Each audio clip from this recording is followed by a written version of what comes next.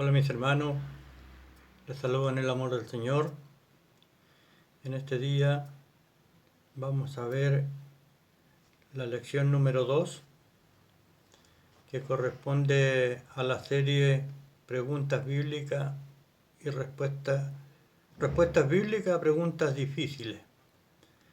Esta lección lleva por título ¿Cómo se conocen las sectas y las herejías? El objetivo de esta lección es dar a conocer al estudiante, a la luz de las Escrituras, qué son las sectas y las herejías y cómo identificarlas, para que con este conocimiento sepa defender la fe con seriedad y urgencia.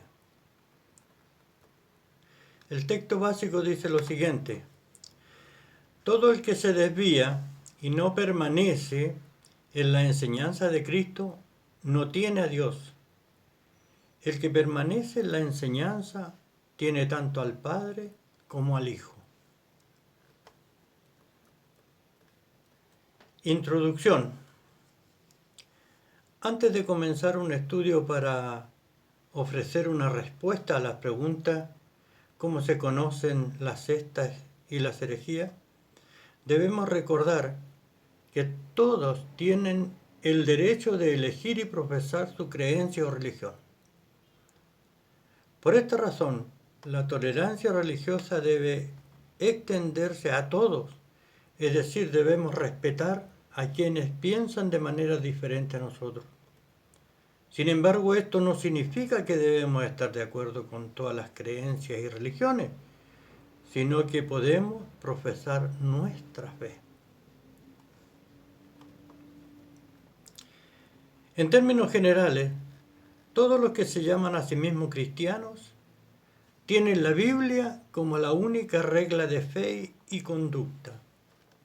Pero a lo largo de la historia siempre ha habido quienes se titulan a sí mismos cristianos y que iban más allá de las enseñanzas de Cristo, más allá de lo que dice la Santa Biblia. Desafortunadamente, no es raro encontrar en la historia de la Iglesia grupos que se han levantado para atacar principios esenciales de la fe cristiana y comenzar nuevos movimientos en torno a nuevas y reveladoras enseñanzas, tales movimientos se llaman sectas y herejías. ¿Cómo identificarlo? De eso se trata esta lección. Entendiendo la fe cristiana. En esta primera parte de nuestro estudio, de manera objetiva presentamos una definición de sectas y herejía. Cuando usamos estos términos, ¿en qué estamos pensando? Además, analizaremos algunos criterios posibles para identificar las sectas y herejías. Finalmente, a la luz de estos criterios, mostraremos algunos de estos movimientos, tanto en el pasado como en la actualidad. Con la Biblia en la mano, vamos al estudio. A la luz de todos estos usos, en términos teológicos podemos definir sectas y herejías de la siguiente manera. Una secta es un grupo de personas de cierta fracción religiosa y herejía son las enseñanzas no bíblicas de este grupo que confrontan doctrinas esenciales para la fe cristiana. Ahora vamos a ir viendo de inmediato también las preguntas que están en la lección y vamos a ir respondiéndolas a medida que vamos avanzando. Pregunta número 1. Basado en el libro de los Hechos 5:17, Hechos 15:5, Hechos 24:5, 1 Corintios 11:19 y otros más, argumente sobre los usos de la palabra griega traducida por secta y herejía. Apóyese en el ítem número 1.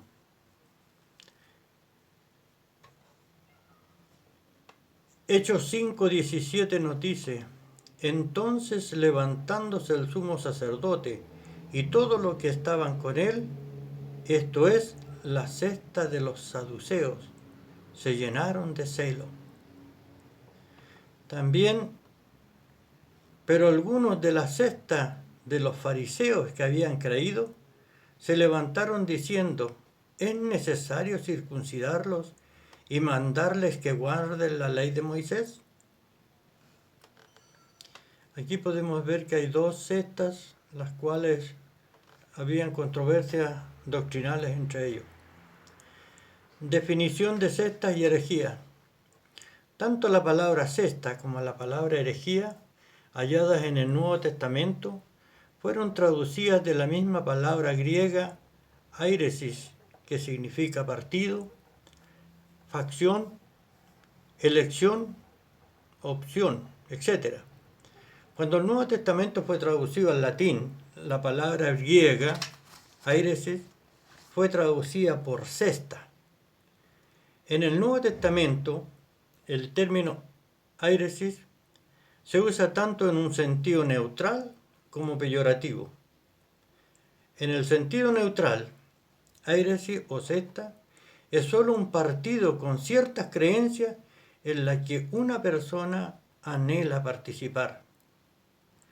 Tenemos, por ejemplo, la secta de los saduceos, los fariseos, e incluso los cristianos, siendo considerados una secta por sus perseguidores. No obstante, en un sentido peyorativo, tenemos a Pablo clasificando facción o partido como obra de la carne, además de decir que la existencia de partidos en la iglesia ayuda a determinar quiénes son aprobados. Para el apóstol, entonces es posible que surjan partidos en torno a conceptos erróneos y no alineados con el Evangelio. El apóstol Pedro también usó el término griego érasis. Él escribió sobre falsos profetas que introducían herejías destructivas. El mismo apóstol, haciendo una referencia a personas dentro de la comunidad cristiana, defendiendo ideas teológicas especulativas y particulares, en lugar de que se defendían en la comunidad cristiana en su conjunto. A la luz de todos estos usos, en términos teológicos podemos definir secta y herejía de la siguiente manera. Una secta es un grupo de personas de cierta fracción religiosa, y herejía son las enseñanzas bíblicas de este grupo que confrontan doctrinas esenciales para la fe cristiana. La pregunta número 2 nos dice lo siguiente: ¿cómo identificar movimientos que sobrepasan las enseñanzas de Cristo y predican otro evangelio? Para su respuesta, apóyese en el ítem número 2. Características de las sectas y herejía. La Iglesia puede ser flexible con asuntos menores, de libertad individual y de conciencia, pero deben ser enfáticos en asuntos teológicos centrales. Las sectas y la herejía se caracterizan como movimientos que distorsionan los problemas teológicos centrales. Segunda de Juan, capítulo 1, los versos 9 y 10. Cambian la fe que una vez por todas fue encomendada a los santos. Eso sale en Judas, capítulo 1 y los versos 3 y 4. Ellas permiten y predican otro evangelio. Para identificarlas claramente, traemos a este estudio un método ampliamente utilizado por los institutos que investigan sobre este tema. Este método es el de las 4 operaciones matemáticas. Tal método ofrece una buena manera de identificar sectas y herejías. La primera es la suma. Grupos sectarios agregan algo a la Biblia. Su fuente de autoridad no solo toma en cuenta la Escritura. La Biblia es la palabra de Dios. La única fuente escrita es la revelación del Creador y tiene todo lo necesario para nuestra salvación y nuestra transformación. La segunda operación es la resta. Grupos sectarios restan algo de la persona de Jesús. La Biblia es clara al afirmar de que Jesús es perfectamente Dios y perfectamente hombre. Pero algunas sectas, por ejemplo, niegan la divinidad o la humanidad del Señor Jesús. La tercera operación es la multiplicación. Grupos sectarios enseñan que Jesús es importante, pero eso no es todo. Multiplican la forma en que las personas se salvan, pero la Biblia es clara al decir que la salvación es solo por gracia, a través de la fe en Cristo, y que las obras se hacen como resultado de la salvación. La cuarta operación es la división. Grupos sectarios comparten la fidelidad entre Dios y la organización. Desobedeciendo la organización es lo mismo que desobedecer a Dios. No hay salvación fuera de su sistema religioso.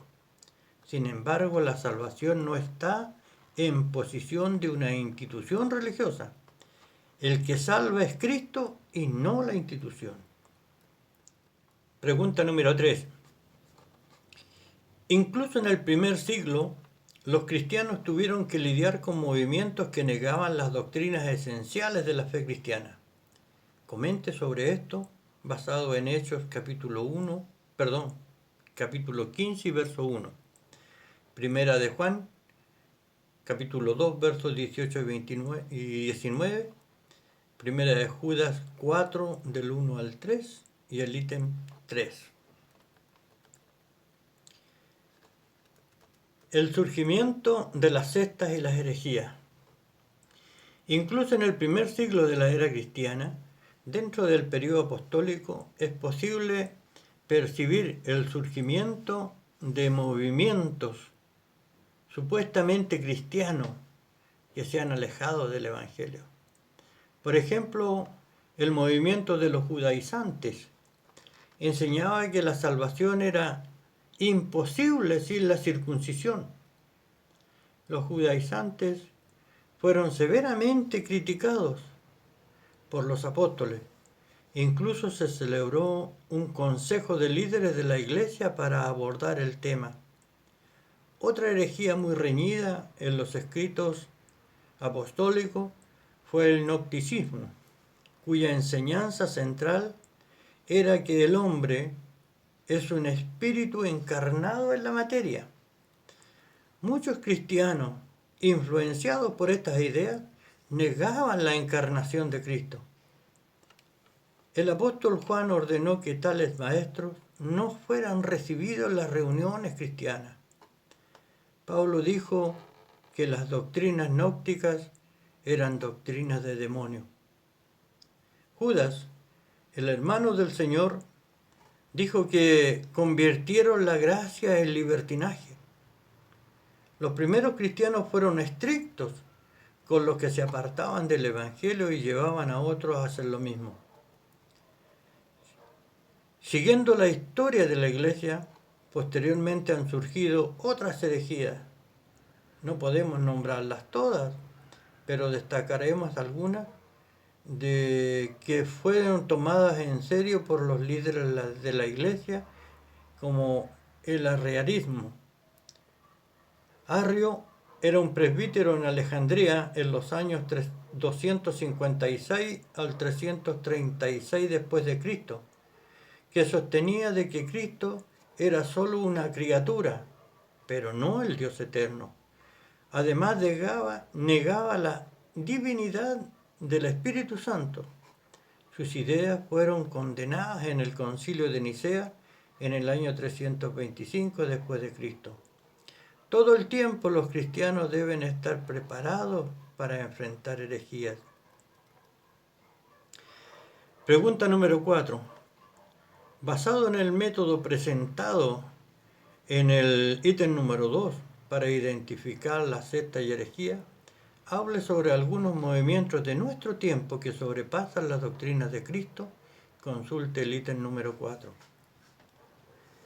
La actualidad de las sectas y herejías.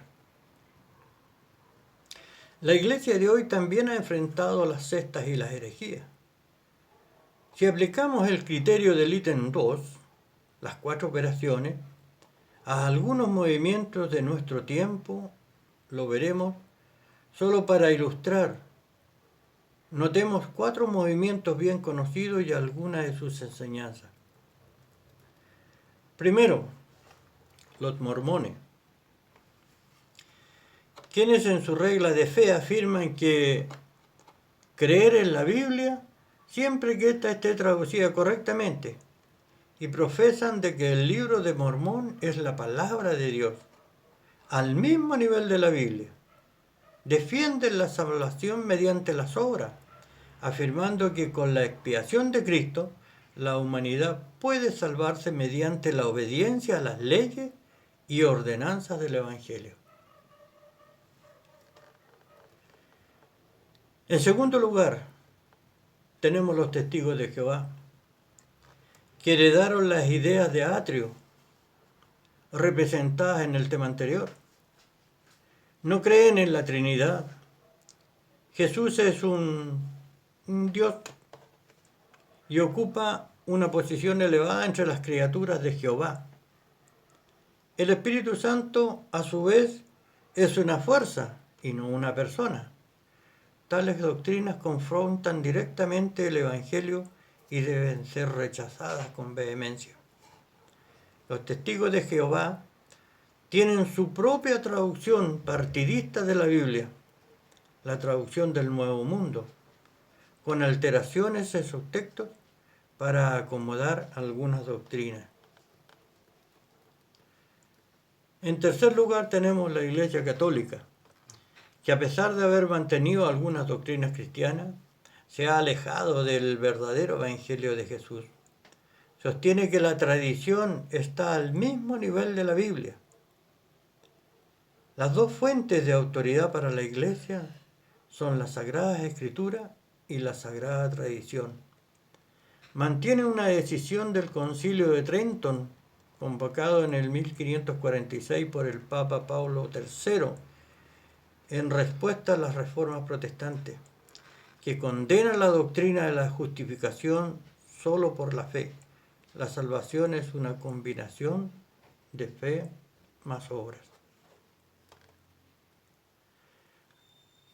Cuarto, la Iglesia Adventista del Séptimo Día, que afirman que los escritos de Elena de White son divinamente inspirados. Ella escribió: santificar el sábado para el Señor es importante para la salvación eterna. Es decir, guardar el sábado es un requisito para la salvación, lo cual es contrario al Evangelio. Los adventistas del séptimo día enseñan de que Cristo ha estado trabajando en un santuario celestial desde el 22 de octubre de 1844 para que los creyentes puedan obtener los beneficios de su sacrificio expiatorio. Esta es una doctrina muy peligrosa que sugiere que, además de la cruz, Cristo todavía necesita hacer algo más para salvarnos. En resumen, tanto esta como otros movimientos presentados sobrepasan las doctrinas de Cristo. Cuidémonos y a continuación vemos 2 lecciones prácticas. Defendiendo la doctrina. Pregunta número 5. ¿Es incorrecto, anticuado, defender la fe? ¿Y contradice la advertencia de Jesús de no juzgar? Responda basado en la primera aplicación.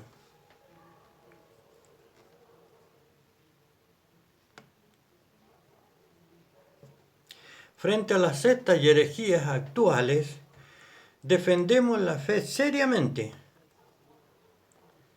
Una de las características sobresalientes de nuestro tiempo es el tolerarismo, es decir, la idea de que todo se debe ser tolerado, sin lugar a duda, pero resultando muchos cristianos ven innecesaria la idea de defender la fe cristiana e incluso equivocada.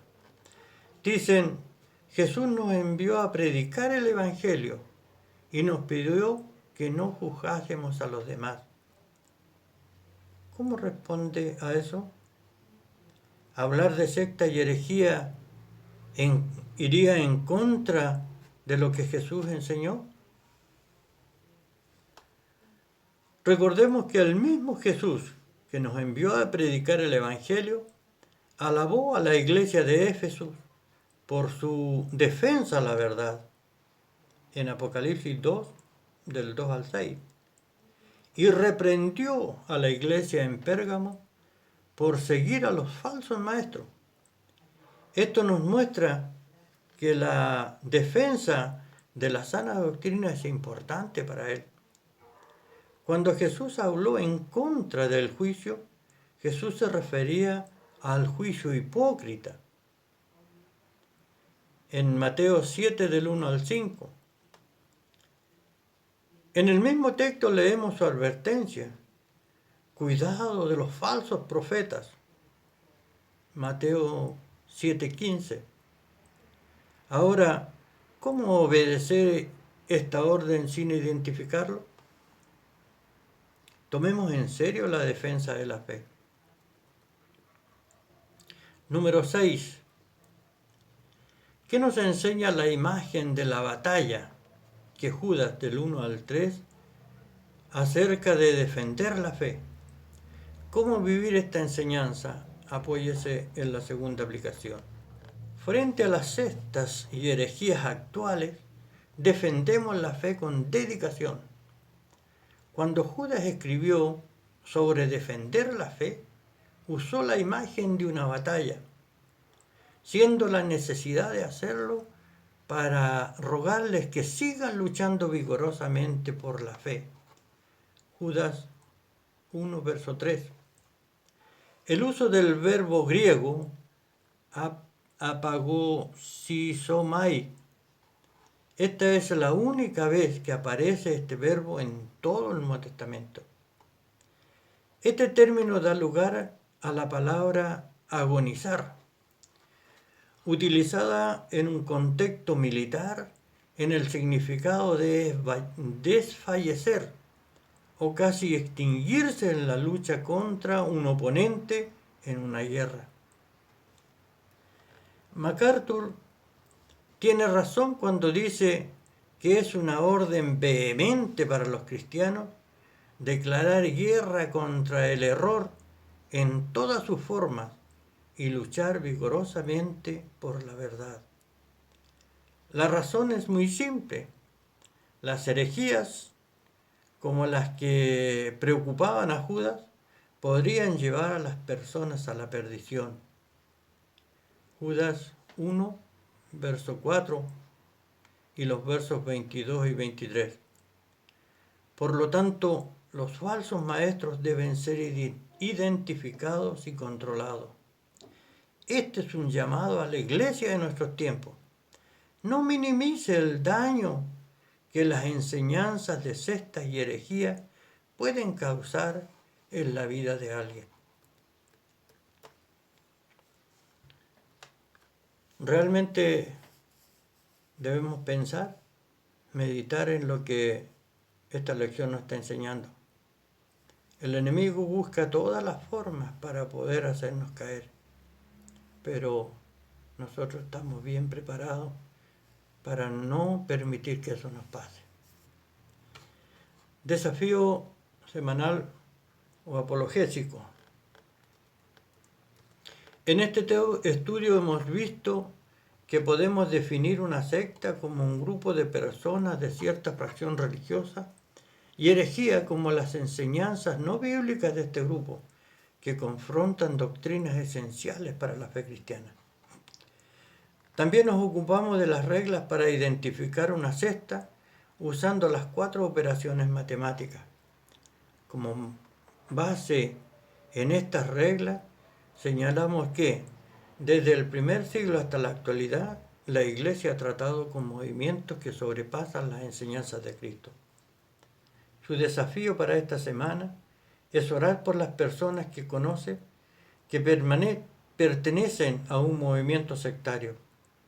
Aunque no estemos de acuerdo con sus creencias, no debemos albergar odio hacia estas personas. Cristo también murió por ellas. Defender la fe es también un recurso para la evangelización. Pídale a Dios sabiduría para hablar con estas personas sobre la fe cristiana.